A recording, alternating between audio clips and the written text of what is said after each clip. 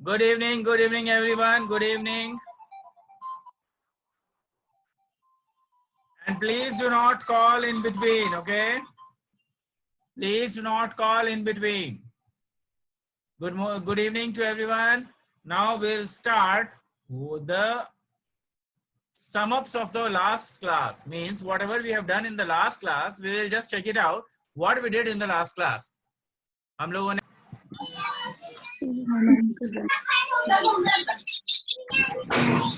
हम लोग ये देखें कि हम लोग लास्ट क्लास में हम लोगों ने क्या क्या किया है और उसी के अनुसार हम लोग आगे बढ़ेंगे. ठीक है? Okay sir. I am sharing you the screen. Just check it out. I hope the screen is visible to everyone. Yes, sir. Yes, sir. Okay.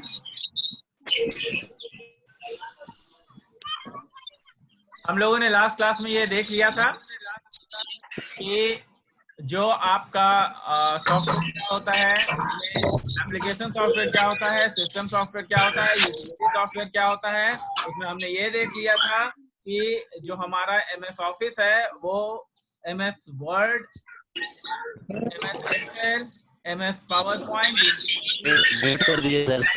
MS Office बना हुआ है. और इसके अलावा कई और सारे एप्लीकेशंस भी हैं उसमें, लेकिन मेनली जो हमें पढ़ना है वो है तीन चीज, जो कि MS वर्ड है, एक्सेल है और पावर पॉइंट है. Correct? Now what is there? One thing is that in that MS Word, I have already told you that what is title bar, menu bar. Is there any problem in it? No, sir. किसी को कुछ पूछना है उसमें? No, sir. कहा कि ये जो है फॉर्मेटिंग टूल बार में हम लोग आते हैं. Now this is formatting toolbar. Formatting tool bar में हम लोग क्या करते हैं? फॉर्मेटिंग टूल बार क्या होता है?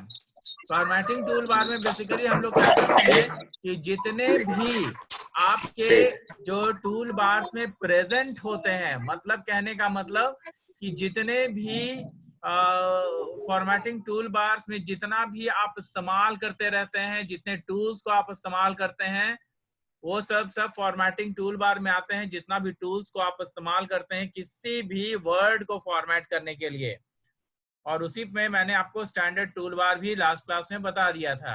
करेक्ट? अब नेक्स्ट जो है आपका, मैंने ये भी बता दिया था status bar, scroll bar, work space. Saving a document के बारे में मैंने बता दिया था कि किस तरीके से डॉक्यूमेंट को सेव करते हैं. होपफुली एवरीवन नोज इट कि किस तरीके से हम लोग जो है डॉक्यूमेंट को सेव करते हैं. सेव करने के लिए हम लोग डॉक्यूमेंट को सेव करते हैं तो हम लोग के पास जो ऑप्शंस आता है, ऑप्शंस कई सारे होते हैं और वो जो ऑप्शंस हैं वो हमेशा हमें ये दिखलाते हैं कि जो आपका सेव है वो दो तरीके से काम करता है. एक होता है सेव और दूसरा होता है सेव एज. तो सेव में क्या होता था? सेव में बेसिकली हम लोग क्या करते हैं, जो आपका सेव ऑप्शन है उसमें एक ही लोकेशन पर अगर सेव करना हो बार बार तो उन सब चीजों को हम लोग सेव कर सकते हैं. लेकिन अगर सेव एज करेंगे तो it will always ask you for a new location, और नए लोकेशन के लिए हमेशा पूछता रहता है. करेक्ट है? अब इसके बाद जो है हम लोग जो बात करेंगे वो है नेक्स्ट स्लाइड में कि किस तरीके से हम लोग डॉक्यूमेंट को क्लोज करते हैं. तो डॉक्यूमेंट को क्लोज करने के भी दो तरीके होते हैं. या तो हम लोग राइट हैंड साइड में जा करके और उसको क्लोज का जो ऑप्शन बटन होता है उसको हम लोग प्रेस कर दें, that is the close button, जो कि रेड कलर का राइट हैंड साइड में जब आप वहां पे पॉइंटर्स को ले जाएंगे, कर्सर ले जाएंगे तो वहां पे रेड हो जाएगा. तो वो उसको क्या कहते हैं? उसको हम लोग कहते हैं एग्जिटिंग और क्लोजिंग. मीन्स कहने का मतलब कि को क्लोज कर रहे हैं. जबकि वहीं पर अगर हम दूसरे तरीके का बात करें तो there is an exit option. जब हम लोग मेनू बार में जाएंगे तो उसमें फाइल में एग्जिट का ऑप्शन भी होता है और उस ऑप्शन के जरिए हम लोग डॉक्यूमेंट को क्लोज कर सकते हैं। ठीक है, तो ये जो है दोनों चीजें हैं, ये हमेशा आप लोग याद रखिएगा, एग्जाम्स में पूछे जाते हैं कि what is the different ways of closing और एग्जिटिंग द डॉक्यूमेंट। नाउ हम लोगों ने लास्ट क्लास में एमएस एक्सेल के बारे में बात किया था। एमएस एक्सेल में हमने आपको बताया था कि स्प्रेडशीट क्या होता है, वर्कशीट क्या होता है, और उसमें के सेल करते हैं, वो सारी चीजें मैंने लास्ट क्लास में बताई हैं, तो उसको ध्यान में रखेंगे हम लोग, है ना। बाकी जो नेक्स्ट चीजें हैं, अगर किसी को कोई प्रॉब्लम होता है, they can always ask me through the WhatsApp number which you have, और you can always ask me in the chat section. और ये वीडियो जो है इसको भी मैं अपलोड कर देता हूँ ताकि जो है आप लोगों को कोई प्रॉब्लम नहीं हो, वहां पर भी आप कमेंट में ऑलवेज आस्क मी। ठीक है, यहाँ पर देखिएगा कि जनरली जो हम लोग वर्कशीट का प्रयोग करते हैं, उसमें हम लोग ये देखते हैं कि जो हमारा रो और कॉलम होता है, जो रो और कॉलम होता है, उस रो और कॉलम को जहां पर मीट करते हैं उसको हम लोग सेल कहते हैं। ये हमने आपको बता रखा है। जो स्प्रेडशीट होता है वो क्या होता है, जितने दूर तक, जितने एक शीट में जितने दूर तक हम लोग काम करते हैं उसको स्प्रेडशीट कहते हैं।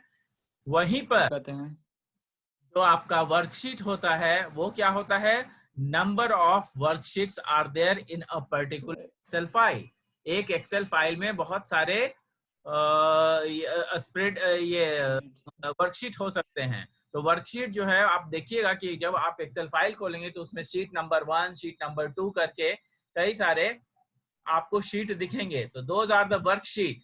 जबकि ये तीनों वर्कशीट को मिला करके अगर किसी फाइल में है ये, तो उस फाइल को हम लोग जब देखते हैं, उस फाइल को जब हम लोग किसी नेम से सेव करते हैं, तो वो पर्टिकुलर फाइल वर्कबुक कहलाता है।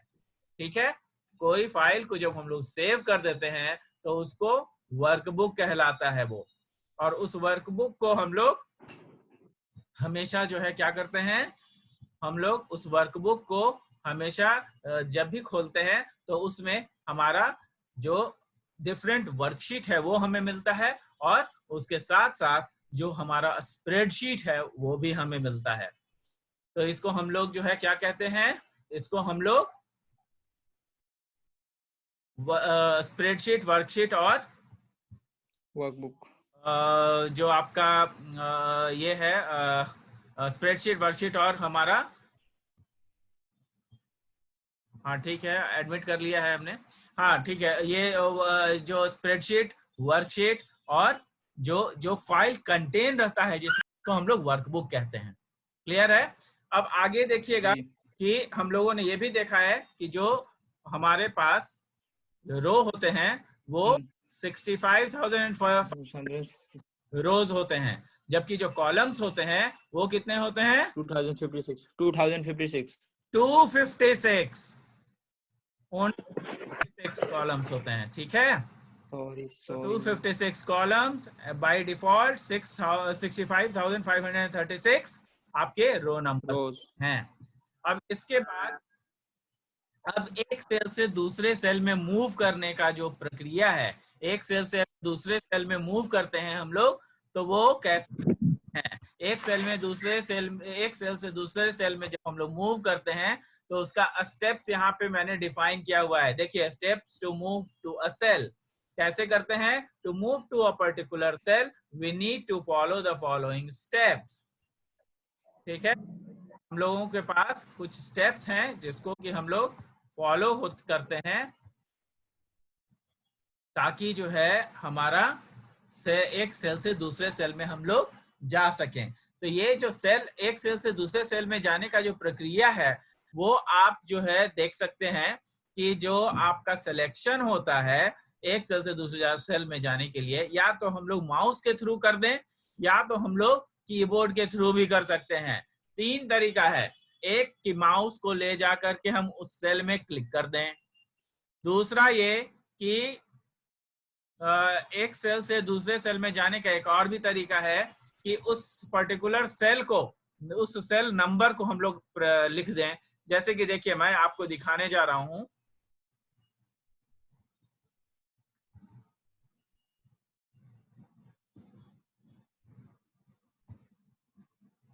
देखिए, एक तो ये एक सेल से दूसरे सेल में मूव करने का मतलब ये होता है कि आपका ये एक सेल है और इस सेल से हम दूसरे सेल में मूव कर रहे हैं, तो मतलब जो पॉइंटर है उसको जहां कहीं भी ले जाएं वो आपका सेल मूवमेंट हो जाता है। तो ये हम लोगों का किसके वजह से हो रहा है? माउस मूव के कारण हो रहा है। जो माउस को हम लोग मूव कर रहे हैं उसके कारण हो रहा है। तो ये देखिएगा कि जब भी हम लोग माउस को मूव करते हैं तो ये जो माउस मूव कर रहे हैं उसके साथ ही आपका यहाँ पर जो एड्रेस बार है उसमें चेंज हो जाता है, उसके एड्रेस में चेंज हो जाता है। देखिएगा, सेलेक्ट करेंगे तो यहाँ पे G10 के अलावा दूसरा हो जाएगा। जैसे मैंने इसको सेलेक्ट किया तो C और इधर 5, तो C5 आ जाना चाहिए। देखिए C5 आ गया ना। तो इसी तरीके से आप लोगों को ये देखना होगा कि हम लोग कहां पर किस सेल में जाना चाहते हैं और उस सेल में जाने के लिए हम लोगों के पास कौन कौन सी तरीके हैं। तो एक हो गया माउस, दूसरा है कि हमारे पास कीबोर्ड। देखिए अब मैं कीबोर्ड से मूव कर रहा हूं, ये देखिए एक एक करके कीबोर्ड से मूव कर सकता हूं, या तो सेल में या तो फिर यूजिंग द एरो की। एरो की से भी हम लोग मूव कर सकते हैं, up down right and left. तो ये जो है मूवमेंट किसके थ्रू हो गया? कीबोर्ड के थ्रू। जबकि अगर मैं ये चाहता हूं कि यहां पर मेरा सेल है और इस सेल के जरिए मैं पहुंच जाऊं किसी एक पर्टिकुलर सेल में, तो किसी एक पर्टिकुलर सेल में पहुंचने के लिए हम लोगों को क्या करना पड़ता है? हम लोग क्या करते हैं, उस सेल में पहुंचने के लिए हम लोगों को बेसिकली उस सेल का एड्रेस को यहाँ पे लिख देना होता है। जैसे मान लीजिए कि M5 में मैं पहुंचना चाहता हूं यहाँ पे, तो हम लोग यहाँ पर कहीं पर हैं और M5 में पहुंचना चाहते हैं, तो यहाँ पर जो सेल एड्रेस है इसमें हम लोग लिख देंगे M5। देखिए आ गए ना हम लोग, M5 लिखा मैंने और जैसे ही आप एंटर करेंगे आप उस सेल में पहुंच जाएंगे। अगर मान लिया हमें पहुंचना है H6 यहाँ लिखेंगे और उसके बाद एंटर की दबा देंगे तो H6 में हम लोग पहुंच जाएंगे। ये देखिए ये हमारा H6 है। तो इस तरीके से 3 तरीके से हम लोग सेल में मूवमेंट कर सकते हैं। I hope I am clear to everyone. Okay, अब आगे बढ़ते हैं, हम लोग आगे बढ़ते हैं। इसमें जो है एक चीज और देखने को मिलता है कि जो हमारा नेक्स्ट है जो सेल है वो हमेशा सेल को बस ये ध्यान में रखना होगा कि उसका एड्रेस क्या है। जब एड्रेस सही होगा तभी हम लोग उस सही एड्रेस पे पहुंच पाएंगे। ये देखिए हमारा जो इसको आप लोग स्क्रीनशॉट्स ले सकते हैं। यहाँ पर क्या है कि to move the cell pointer to the specific cell select the current cell address in the name box. हम लोग नेम बॉक्स में उस करंट सेल में हम लोग डाल सकते हैं और उसके थ्रू हम लोग मूव कर सकते हैं। The cell surrounded by the cell pointer is called the active cell. जो एक्टिव सेल होगा, जैसे मान लिया कि ये एक्टिव जो हमें ग्रीन वाला ये पार्ट दिख रहा है वो एक्टिव सेल है, ये वाला भी एक्टिव हो गया, अभी ये वाला एक्टिव हो गया। तो जहां जहां पर माउस पॉइंटर क्लिक किया जाएगा वो सेल जो है वो एक्टिव की सेल कहलाएगा। उसके बाद आगे देखिए, you can use the scroll bar to scroll through the document. हम लोग जो डॉक्यूमेंट उसमें बनाते हैं स्क्रॉल बार के थ्रू भी स्क्रॉल कर सकते हैं। स्क्रॉल बार कहाँ पे होता है? स्क्रॉल बार हमेशा किसी भी डॉक्यूमेंट के राइट हैंड साइड में, जो कि मैंने बताया वर्टिकल स्क्रॉल बार और हॉरिजॉन्टल स्क्रॉल बार। यहाँ पे देखिए नीचे में होता है, ये आपका हॉरिजॉन्टल स्क्रॉल बार है, ये वाला जो स्टेटस बार के पास होता है, और जो वर्टिकल स्क्रॉल बार है वो एकदम राइट हैंड साइड में यहाँ पे होता है। अगर कोई डॉक्यूमेंट जैसे नीचे हम लोग जाते चले जाएंगे तो जो हमारा स्क्रॉल बार है वो यहाँ पर से ऊपर नीचे किया जा सकता है, so that we can go through the spreadsheet. ठीक है। अब इसके बाद जो है अगर मान लिया कि हम लोगों को ये मूव करना होगा कि हम लोग राइट साइड मूव करना चाह रहे हैं, तो राइट साइड भी मूव कर सकते हैं, और उसके लिए नीचे में यहाँ पर स्क्रॉल बार भी होता है जो कि हॉरिजॉन्टल स्क्रॉल बार कहलाता है। Hope I am clear to everyone. अब आगे देखिएगा कि जो यहाँ पे लेआउट्स है, लेआउट्स क्या होता है? लेआउट्स कहने का मतलब क्या है? लेआउट्स कहने का मतलब ये होता है कि एक कलर के ऊपर डिफरेंट कलर को अप्रोच करना। फॉर एग्जाम्पल, ये जो आपका शीट दिख रहा है, this is white in colour, लेकिन अगर हम उसमें कोई नंबर लिख देते हैं दैट इज इन ब्लैक, तो ये ब्लैक से लिखा रहा है that is a different layout. Layout कहने का मतलब एक दूसरा लेयर जो कि किसी लेयर के ऊपर रखा जाए। सपोज कीजिए कि इसका ये जो पर्टिकुलर मैंने 45 लिखा है, इस 45 के पीछे अगर हम लोग इसको कलर कर दें, it can be yellow in colour, ये येलो इन कलर हो जाएगा। लेकिन ये जो येलो है उसके ऊपर जो आपने 45 लिखा है that is black in colour, तो उसको हम लोगों ने क्या है, डिफरेंट लेआउट के जरिए हम लोग उसमें पहचान बनाते हैं। ये कलर कॉम्बिनेशन से हमारा जो डॉक्यूमेंट है वो कुछ ज्यादा सही दिखेगा। ठीक है। इसके बाद हम लोग आगे बढ़ेंगे। इस लेआउट्स में आप और भी देख सकते हैं कि जो भी हमारे पास प्रेजेंट होता है लेआउट्स, वो किसी ना किसी, यहाँ पे देख लीजिए, पढ़ लीजिए, when there is a combination of background colors and text with different colors is called layout. Layout also refers to the page orientation. अच्छा, एक चीज और होता है लेआउट में कि जो हमारा पेज ओरिएंटेशन है उसको भी हम लोग लेआउट कहते हैं।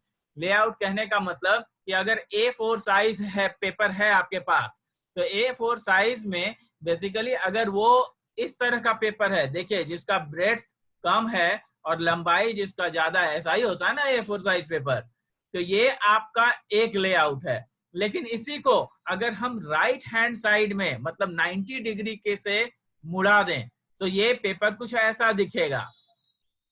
ठीक है, तो ये आपका लैंडस्केप लैंडस्केप कहलाता है, और जबकि जो पहले वाले केस में ये पोर्ट्रेट कहलाता है। यहां मैंने लिख दिया है, ये जो आपका लेआउट है वो पोर्ट्रेट लेआउट है, जबकि यहाँ पर जो लैंडस्केप है वो क्या है, वो एक डिफरेंट लेआउट है जिसको कि हम लोग लैंडस्केप के नाम से जानते हैं। यहाँ पर देखिए, यहाँ पे मैंने लैंडस्केप और पोर्ट्रेट के अलावे जो कलर कॉम्बिनेशन वाली बात बताई थी वो भी यहाँ पे मैंने शो कर दिया है, so that you can remember it whenever you read the notes. Let's move it on to PowerPoint presentations. PowerPoint presentations क्या होते हैं? PowerPoint presentation में हम लोग MS PowerPoint की बात करते हैं, और MS PowerPoint क्या होता है? It is a combination of MS Excel and presentation of images. MS Excel और presentation of images की बात कर सकते हैं हम लोग यहाँ पे। अब अगर जिनके पास ये नोट्स नहीं है वे लोग they can take the screenshots. अब क्या होता है कि जो आपका MS PowerPoint होता है, MS PowerPoint is basically the part of MS Office. MS Office का ही ये पार्ट है, और ये MS Office जो है वो क्या होता है कि ये MS Office में बेसिकली आप लोग जो है जो PowerPoint हम लोग दिखाते हैं वो हम लोग स्लाइड के जरिए जो है हम लोग इलेक्ट्रॉनिक पेज में देखते हैं कि कौन सी स्लाइड्स है और कितने सारे स्लाइड्स बन सकते हैं, उसमें किस तरीके का प्रेजेंटेशन बनता है। तो अगर मान लिया, सपोज कीजिए कि हम लोग अगर प्रेजेंटेशन कोई बनाना चाहते हैं तो हम लोग प्रेजेंटेशन को खोल करके देख सकते हैं कि किस तरीके का ये स्लाइड्स बनता है। यहाँ पर देखिए, यहाँ पर हमारे पास क्या है, हमारे पास एक ब्लैंक पावर पॉइंट नोटेशंस है। ये जो पावर पॉइंट प्रेजेंटेशन है, इसमें हम लोग क्या करते हैं कि आपका यहाँ पे ये जो दिया हुआ है लेफ्ट साइड में, यहाँ पे जो देख रहे हैं वो क्या है, वो एक स्लाइड कहलाता है। और इस स्लाइड के अंदर जब आप क्लिक करेंगे तो देयर विल बी 2 पार्ट्स। अब ये जो पार्ट्स हैं, ये एक टाइटल पार्ट होता है और दूसरा उसका सब टाइटल पार्ट होता है। टाइटल पार्ट में हम लोग क्या करते हैं कि we can write whatever we want, just like that in the title part we can write, suppose government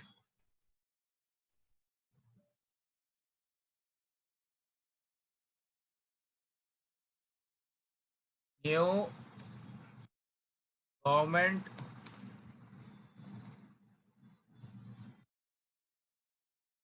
polytechnic.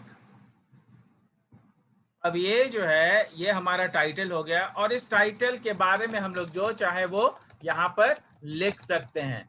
This will be slide. और इसको अगर हम लोग चाहें तो इस टाइटल को अपने अनुसार हम लोग इसको सजा सकते हैं, इसको ऊपर नीचे कर सकते हैं और इसको हम लोग कई तरीके से अपने अनुसार सेट कर सकते हैं। इसमें जितना चाहे हम लोग उतना ऐड कर सकते हैं, ताकि टेक्स्ट को ऐड कर सकते हैं। इसमें अगर हम लोग चाहें तो पिक्चर को भी ऐड कर सकते हैं। क्लियर है? अब यहाँ पर देखिएगा, ये जो स्लाइड्स है, इस स्लाइड के पास अगर हम राइट क्लिक करें तो ये राइट क्लिक करने के बाद यहाँ पर न्यू स्लाइड का ऑप्शन आता है। अगर न्यू स्लाइड को हम लोग क्लिक करेंगे तो फिर से सेम चीज आएगी और इसको फिर से हम लोग दूसरा इंट्रोडक्शन पार्ट लिख सकते हैं, इंट्रोडक्शन। और इस इंट्रोडक्शन के बाद हम लोग जो है डिफरेंट जितने भी पॉइंट्स है वो इंट्रोडक्शन पार्ट में हम लोग डाल सकते हैं। तो ये पावर पॉइंट कहलाता है। इसके जरिए हम लोग कई बार प्रेजेंटेशंस देते हैं और ये कई बार हम लोग ऑफिस प्रेजेंटेशंस में, हम लोग कई बार फिल्मों वगैरह में देखते हैं कि जो प्रेजेंटेशन के लिए कहता है कि तो, मुझे प्रेजेंटेशन देना है, तो वो प्रेजेंटेशन कुछ और नहीं है बल्कि यही पावर पॉइंट प्रेजेंटेशंस होते हैं। और इस पावर पॉइंट प्रेजेंटेशन से हम लोग क्या करते हैं, इस पावर पॉइंट प्रेजेंटेशन के जरिए हम लोग क्रिएट कर सकते हैं अपने बहुत सारे ऐसे टेक्स्ट को जिसको कि पिक्टोरियली रिप्रेजेंट करें। जैसे कि यहाँ पर अगर मान लिया कि हमें ग्राफ्स वगैरह भी इंक्लूड करना है तो वो हम लोग यहाँ पे कर सकते हैं। ग्राफ्स वगैरह इंक्लूड करने के लिए जो हम लोगों के पास डिफरेंट कंपनी है, डिफरेंट कंपनी का जो ग्राफ्स वगैरह हो सकता है उसको भी हम लोग यहाँ पे सेट कर सकते हैं। और कई सारे यहाँ पे टूल्स दिए हुए हैं। यहाँ पे हम लोग पिक्चर भी डाल सकते हैं। देखिए यहाँ पे पिक्चर्स डालने का भी है, नोटेशंस डालने का है और फिर उसके बाद यहाँ पे एनिमेशंस डाल सकते हैं, ट्रांजिशंस डाल सकते हैं, डिफरेंट डिजाइन्स चेक कर सकते हैं। तो a lot of things are there. जैसे कि डिफरेंट डिजाइन्स अगर हम इसमें सेट करें तो ये आपको शो करने लगेगा। तो it makes our presentation cool, it makes our presentation a bit better, so that हम लोग उस प्रेजेंटेशन पर काफी अच्छे तरीके से काम करें और वो दिखने में भी अच्छा लगे। तो ऐसा काम हम लोग उसमें प्रेजेंटेशन के जरिए हम लोग अपने काम को दिखा सकते हैं। तो it is a nice way to present yourself और your ideas to the different companies or to the different places where you are working. आप अगर कई सारे कंपनीज में जब आप काम करेंगे तो आप लोगों को कई सारे प्रेजेंटेशंस के रूप में सारे चीजों को दिखाना होगा कि हम लोगों ने जो काम किया है वो किस तरीके से काम किया हुआ है। अब मैं चलता हूँ वापस से नोट्स में। ये देखिएगा कि जो नोट्स में हमने लिखा है उसमें कहीं पर कोई आप लोगों को दिक्कत ना हो। अब यहाँ पे जो है MS PowerPoint is a combination of MS Excel and presentation of images in a full screen, which is used to visualize them as a part of moving file containing different graphics. A graphic object is a written or a diagrammatic representation of graphs, figures और diagrams. मैंने कहा है कि जब भी कोई चीज हम लोग किसी चीज की बात करते हैं तो जितना ज्यादा हम लोग टेक्स्ट चीजें लिखेंगे वो समझ में थोड़े कम आते हैं, लेकिन अगर किसी चीज को पिक्टोरियली रिप्रेजेंट कर दिया जाए तो वो चीजें हमें ज्यादा समझ में आती है। जैसे कि कोई फोटो वगैरह अगर हम लोग देखें और उस फोटो से हम लोग अगर समझ पाए तो वो फोटो काफी कुछ हमें बता देती है कि बेसिकली इस चीज में क्या कहा जाता है, क्या कहना है। जबकि उसी चीज को अगर हम लोग टेक्सचुअल फॉर्मेट में लिखेंगे तो ये हमारे लिए प्रॉब्लमेटिक हो सकता है। क्यों? क्योंकि लिखना जो है वो ज्यादा डिफिकल्ट है किसी पिक्चर प्रेजेंटेशन से। तो जो इसीलिए हम लोग किसी को समझाने के लिए हम लोग पावर पॉइंट प्रेजेंटेशन का इस्तेमाल करते हैं ताकि हम लोग किसी भी पॉइंट्स को पिक्टोरियली रिप्रेजेंट कर सकें और उसको समझा सकें। यहाँ पे बेसिकली जो स्लाइड्स है वो क्या होता है, ये देखिए। जो स्लाइड है वो क्या होता है? अ slide is an electronic page in a presentation running different electronic pages in a slide in a sequence is called slide show. कई सारे पिक्चर्स को एक रनिंग सीक्वेंस में अगर चलाया जाए तो उसको हम लोग स्लाइड कहते हैं। Slide show is an electronic presentation which can be run on a computer with the help of screen and projector। किसी स्क्रीन या प्रोजेक्टर के जरिए हम लोग स्लाइड शो को चला सकते हैं। In a slideshow, we can add text, images, audios and videos। किसी भी स्लाइड में हम लोग कोई टेक्स्ट, इमेज, ऑडियो, वीडियो या डिफरेंट टेबल्स के जरिए हम लोग स्लाइड्स बना सकते हैं। ये देखिए यहाँ पर मैंने बहुत सारे फीचर्स लिखे हुए हैं, features of the PowerPoint presentation. Please take a screenshot if you want. तो ये जो फीचर्स है पावर पॉइंट का वो क्या क्या है? तो there are creation of different slides for a particular PowerPoint. हम लोग किसी पर्टिकुलर पावर पॉइंट में डिफरेंट स्लाइड्स डाल सकते हैं, डिफरेंट स्लाइड्स को कनेक्ट कर सकते हैं sequentially. These slides are connected sequentially and we can move to different slides as per our requirements। जब भी हम चाहें तो एक स्लाइड से दूसरे स्लाइड पर हम लोग जा सकते हैं। We can add text, audio, images, video and graphs in a PowerPoint presentation। हम लोग टेक्स्ट, ऑडियो, इमेजेस, वीडियो या ग्राफ्स को PowerPoint में इंक्लूड कर सकते हैं। PowerPoint presentation can be easily run on the screen with the help of slides। कई सारे स्लाइड्स को हम एक साथ चला करके पावर पॉइंट प्रेजेंटेशन को इजीली रन किया जा सकता है। किसके जरिए? किसी न किसी स्क्रीन के जरिए, या फिर हम लोग हेल्प ले सकते हैं प्रोजेक्टर का भी। We can also use projector for giving a PowerPoint presentation। Users can add or delete edit particular slide। अगर यूजर चाहे तो किसी स्लाइड में अगर कोई चेंजेस करना है तो वो कर सकता है। PowerPoint slides have its own library of shapes and objects। PowerPoints में बहुत सारे shapes और objects जैसी चीजें होती हैं।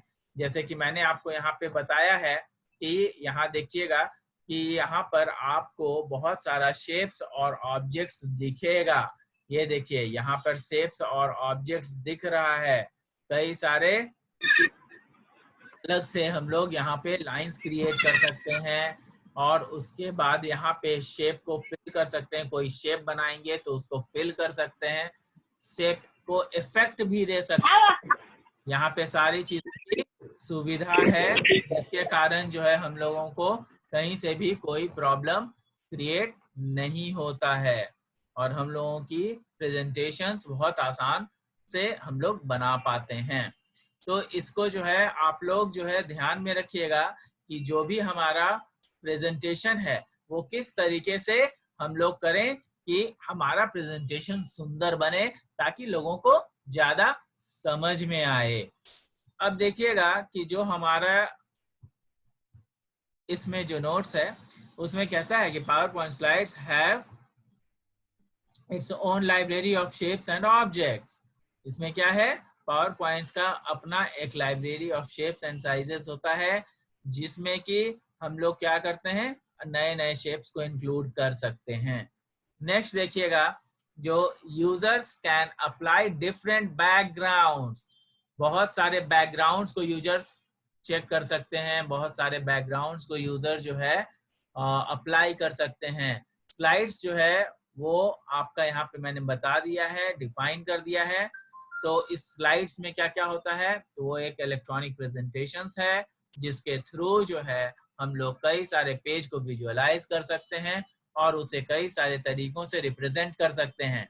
यहाँ पर ये भी देखिएगा कि जो है वो क्या होता है, वो स्लाइड्स जो है एक किसी स्लाइड को अच्छा बनाने के लिए, किसी भी स्लाइड को अच्छा बनाने के लिए हमारे पास क्या होता है, हमारे पास किसी स्लाइड को अच्छा बनाने के लिए कई सारे तरीके होते हैं।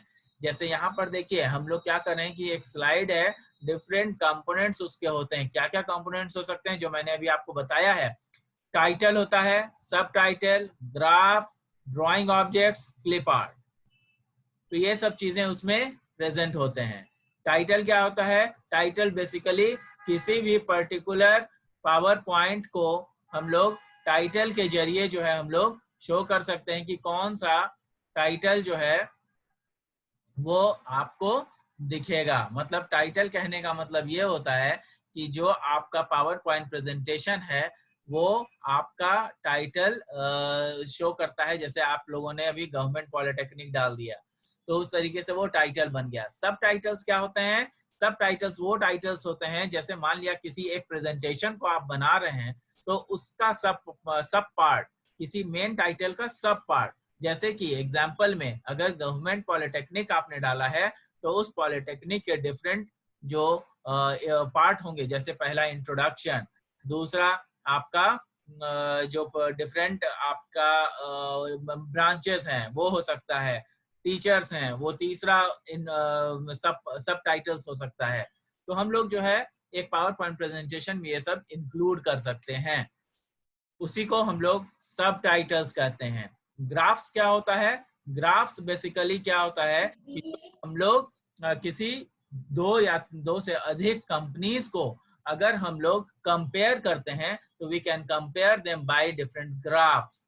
तो ये ग्राफ्स हमें क्लैरिटी देता है कि आपका जो पर्टिकुलर प्रेजेंटेशन है वो प्रेजेंटेशन क्या होता है, वो प्रेजेंटेशन में आप दो डिफरेंट कंपनीज को किस तरीके से आप दिखा रहे हो कि दोनों में फर्क नजर आता है।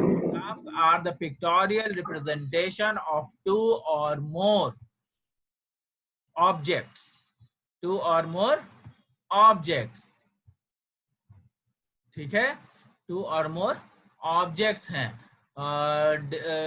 two or more objects differs corresponding to others, two or more objects in comparison दिखाते हैं, it gives a clear idea of how the different objects or differs from corresponding to others।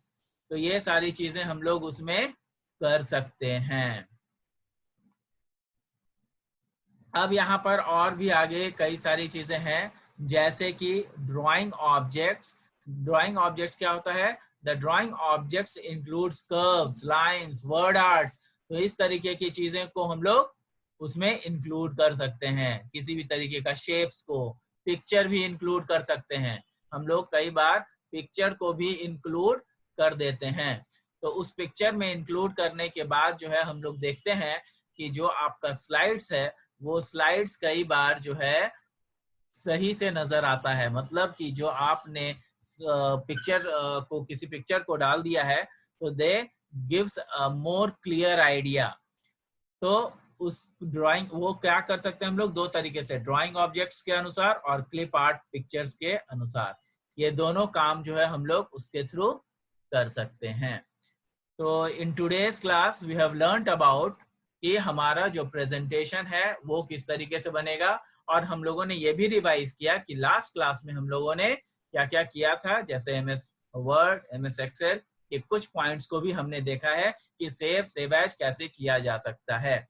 तो यहाँ पर हम लोग जो कर रहे हैं वो सारे की सारी चीजें हम लोगों को बस ये दर्शाता है कि जो भी हम लोगों के पास काम मिलता है उसको अगर मान लिया कि हम लोग पिक्टोरियली रिप्रेजेंट करते हैं तो दैट इज ऑलवेज बेटर। इसी के साथ ही मैं आज की क्लास को समाप्त करता हूं। थैंक यू, क्योंकि time is getting over. Thank you, thanks a lot.